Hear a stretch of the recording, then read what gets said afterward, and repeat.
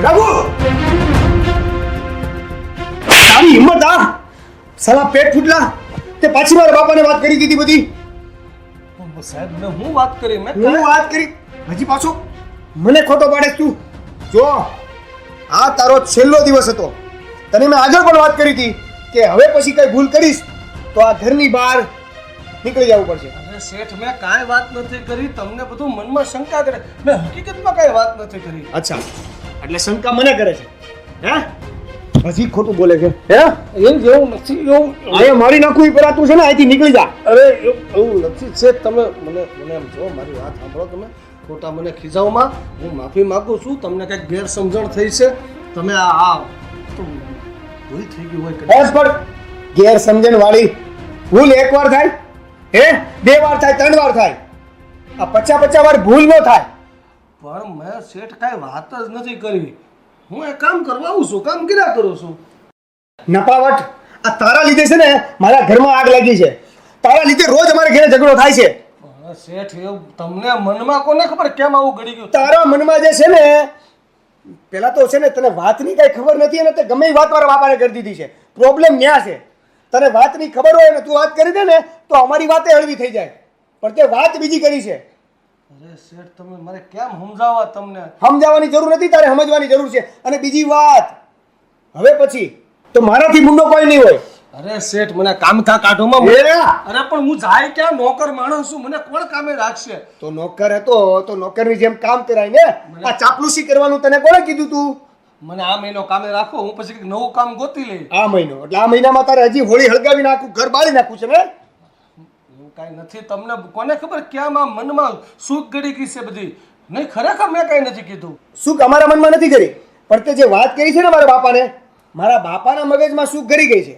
અને એના લીધે આ રોજ હોળી થાય છે મેં ખાલી એટલું જ કીધું કે કંઈક વાતચીત થઈ મેં બીજું કાંઈ નથી કહ્યું કે મસાલો ભભરાણ કે વાત કરી એમ નહીં પણ તારું કામ શું છે આ ઘરમાં મને એમ છું કે શેઠને કદાચ વાત તારું કામ શું છે આ ઘરમાં આ બધું કામકાજ કરવાનું ઘરમાં આ બધું સાફ સફાઈ કરો તો ઈ કામકાજ તારું છે આ દોઢી ડાય થવાનું કોણે કીધું તું હા શેઠ હું ચાંદ રાખ્યું બસ હવે કાંઈ નહીં કહીશ હું તને અહીંયા ધ્યાન રાખવા માટે નથી કહેવા આવ્યો અહીંથી છે ને રફા દફા થવાનું છે એટલે શેઠ મને મારે ક્યાંય નથી મને આ રહેવા જો કામ કરવા જો નહીં કાંઈ નહીં કરું શેઠ તમે મને કંઈક એવું કંઈક વિચારવા સમય તો આપો એકાદ મહિનો કામ કરવા જો તમે જ્યારે વાત કરી મારા બાપાને ત્યારે તમે વિચારવાનો સમય આપ્યો તો અમને કોઈને એક જ ઘાટમાં અમને બધાને ઝઘડો કરતા કરી દીધા ને હા કે ના મારા મનમાં કાંઈ એવું નહોતું તારા મનમાં જે હોય તે મેં તને એવું કીધું ને કે હવે અહીંયા નોકરી નથી કરવાની અને આ બધું કામકાજ છે ને એ સંભાળી લે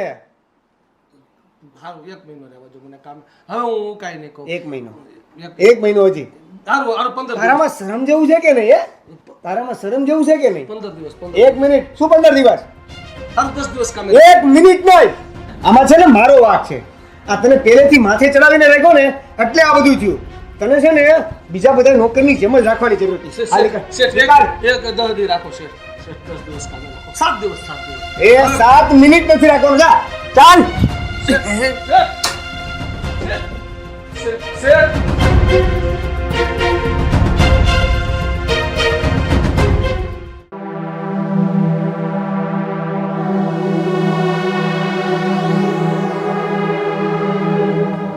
પપ્પા તમારે સાંભળવું જ છે ને કે તમારી પીઠ પાછળ અમે શું કરી રહ્યા છીએ હવે એમાં પૂછવાનું શું હોય મને ખબર જ છે મારી પીઠ પાછળ તમે લોકો મારું નાક કબાવવા જ બેઠા છો તો હવે આજે છે ને સાચી વાત સાંભળો પપ્પા ગોપી જે કોલેજમાં કોલેજ કરે છે ને એમાં આપણા શહેરનો જે એમએલએ છે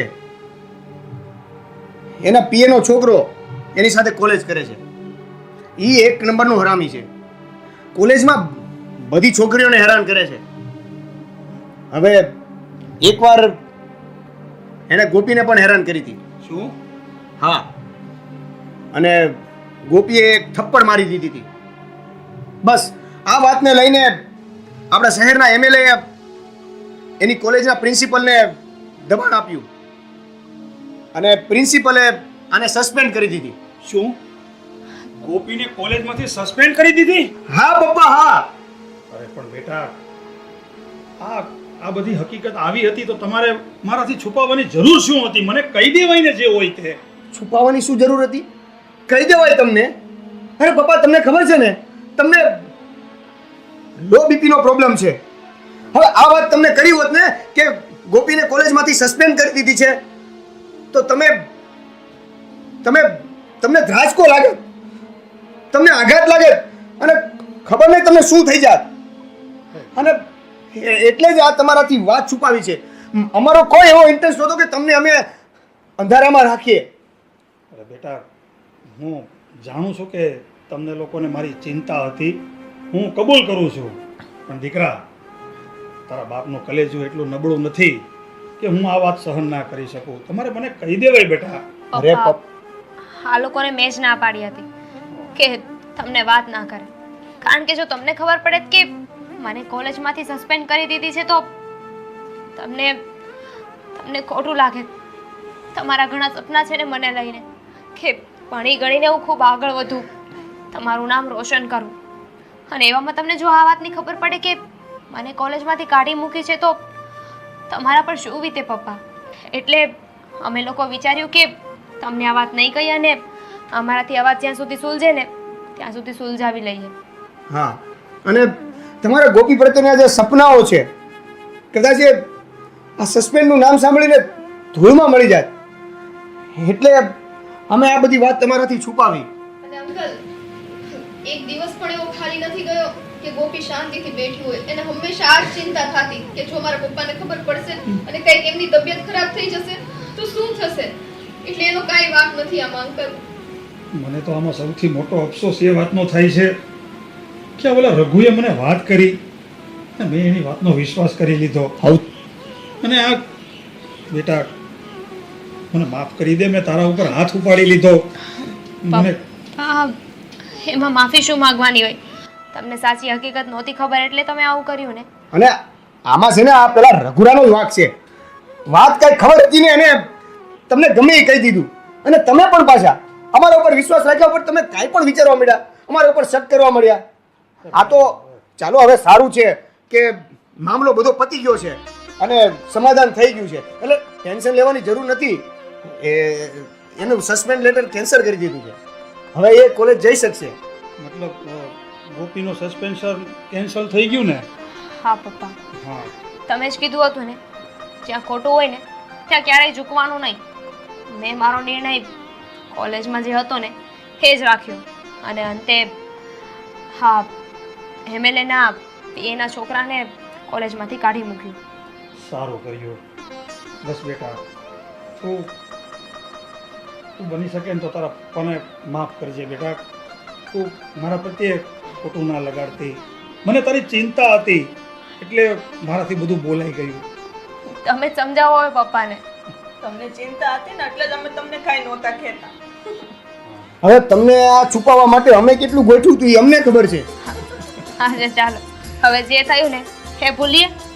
હા બેટા, હવે તો એક જ આશા છે કે તું ભણી ગણી અને એક સારી એવી ડૉક્ટર બની જા. પછી આ જે કાંઈ મને તકલીફ છે ને એનો ઈલાજ હું મારી દીકરી પાસે જ કરાવીશ. અત્યારે પપ્પા પાણીપુરી ખાવા જઈ? આપણે ઘરે બનાવીએ તો તારા હાથની નથી ખાવી. જા. ચાલશે. ખાલી ચાલો ને, હા ચાલો.